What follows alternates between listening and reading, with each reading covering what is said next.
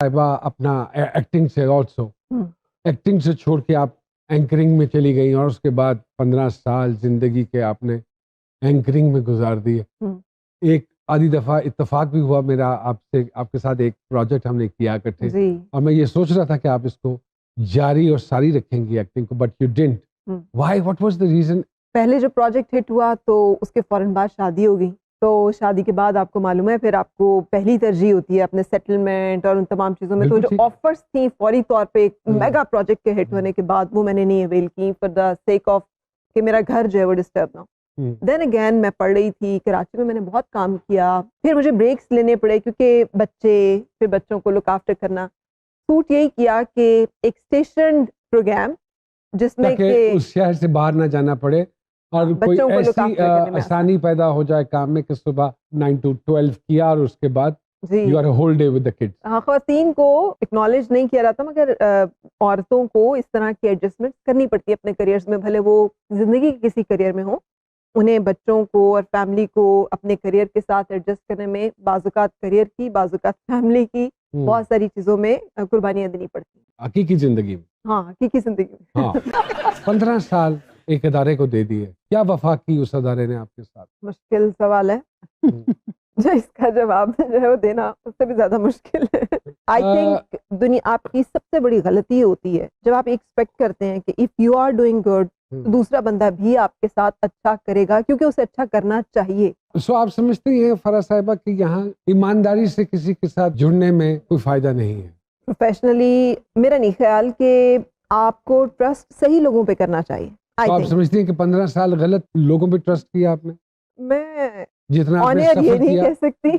नहीं आप क्यों अभी आप उसी में चैनल नहीं तो अगर आपको आपकी मेहनत का फल ना मिले या आपकी मेहनत का पूरा पूरा मुआवजा ना मिले तो फिर उस मोहब्बत और उस प्यार और उस इज्जत को फूकना है। सही कह रहे हैं आप, दुरुस्त। लेकिन यहाँ पर एक बहुत बड़ा अलमिया ये भी है, अभी जैसे बात कर रहे थे, अलमिया ये है बिकॉज मैं की माफी चाहता हूँ, ये सिर्फ आप सफरर नहीं है, हम में से इनके साथ भी हाथ हुआ है, मेरे साथ भी हुआ होगा डेफिनेटली, या हुआ है, उधर भी है, उधर भी है, हम सब फिक्रा दुरुस्त फरमा लीजिएगा। हुआ है नहीं, हो रहा है और मुसलसल और लेकिन कसूर करने वाले के साथ साथ सहने वालों का भी है। हम सब अपनी अपनी अकेले अकेले जंग लड़ते हैं। आज जर्नलिस्ट का फोरम मौजूद है, एक्टर्स का, काम करने वाले लोगों की एक आवाज क्यों नहीं है कि जिनके राइट्स से, जिनके मामलात को लुक आफ्टर करने के लिए भी कोई लॉबी हो बन चुकी हुई है।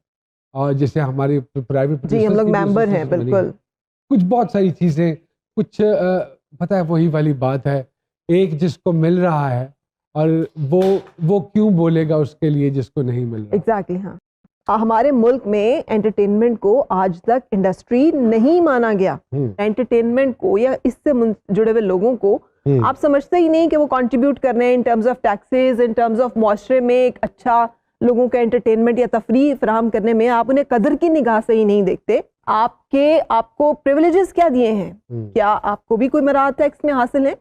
क्या आपको भी कोई रियायत एयर टिकट्स पे मिलती है? क्या आपको भी किसी जगह पे सरकारी गाड़ी की कोई मराहत है? कुछ इस तरह की कंसेशंस हासिल है जो नहीं है।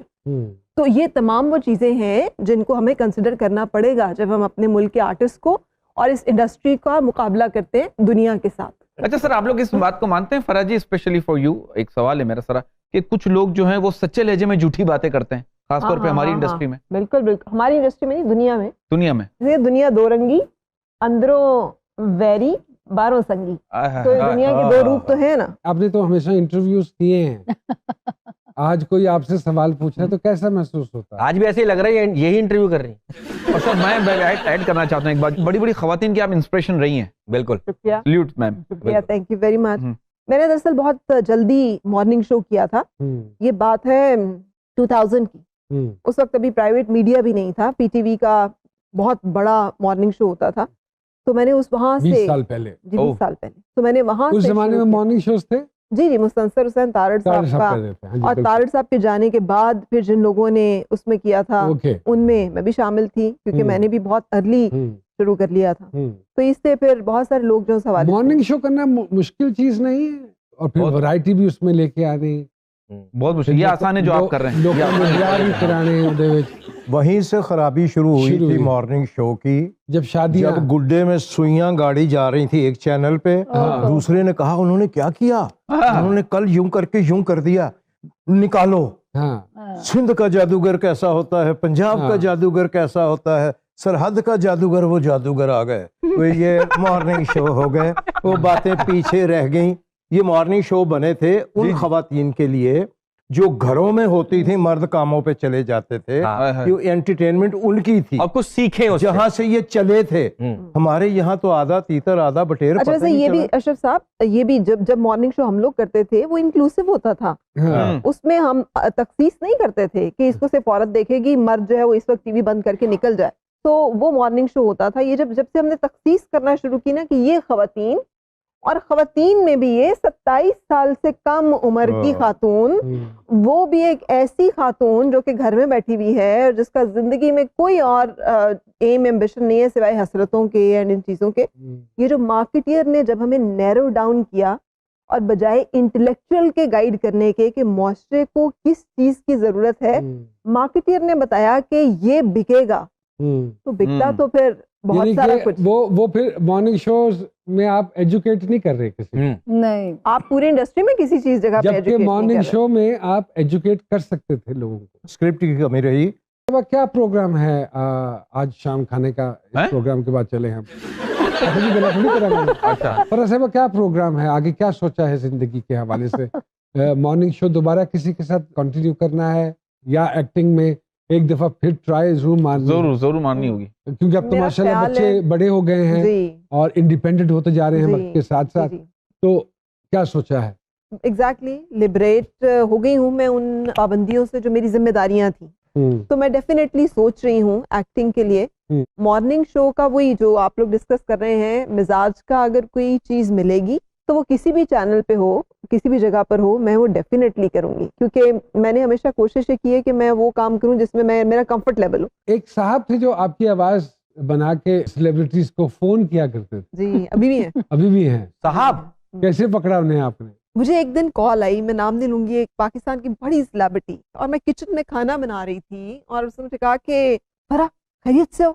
मैंने कहा हाँ बिल्कुल ठीक हूँ, शो के हवाले से मुलाकात तो अक्सर रहती थी। तो तुम्हारा नंबर क्यों बंद है? मैंने कहा मेरा नंबर तो ऑन है ना, तो बात तो हो रही है। तो उसने कहा नहीं, जिस नंबर पे हमारी बात होती है। मैंने कहा वो कौन सा नंबर है? कहा नहीं, कोई पास खड़ा है। मैंने कहा कोई भी नहीं है। देन आई रियलाइज कि मामला उससे बहुत बड़ा है जो मैं सोच रही हूँ, और फिर उसको मैंने रिपोर्ट किया तो वो पकड़ा गया वो, और उसके बाद जब उसको 14 साल सजा और जुर्माना। क्या वो आपकी आवाज बना के पैसे बटोरते रहे? जी, वो लोगों के साथ।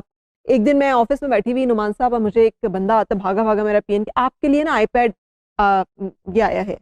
अच्छा, उस जमाने में मैंने अपनी स्टाफ से बात करी थी कि मैंने अपना ये जो है ना लैपटॉप चेंज करना है, तो मैं सोच रही हूँ कि जो नया एयर आया ना वो लिया जाए, और उन्होंने कहा कि आपका वो आ गया है। तो मैं सोचूं कि कहाँ से आ गया और किसने मुझे दिया? एंड आई आस्क्ड देम कि 1 मिनट उनसे कहो कि रुके तो मैं आती हूँ। किसने कहा? उन्होंने कहा फरा से हमारी बात हुई है। मैंने कहा मुझसे तो किसी की बात नहीं हुई। जब तक हम वहां पहुंचे तो वो साहब समेत लैपटॉप के जा चुके थे। तो बहुत सारे ऐसे विक्टिम्स हैं जिनका हमें पता नहीं है।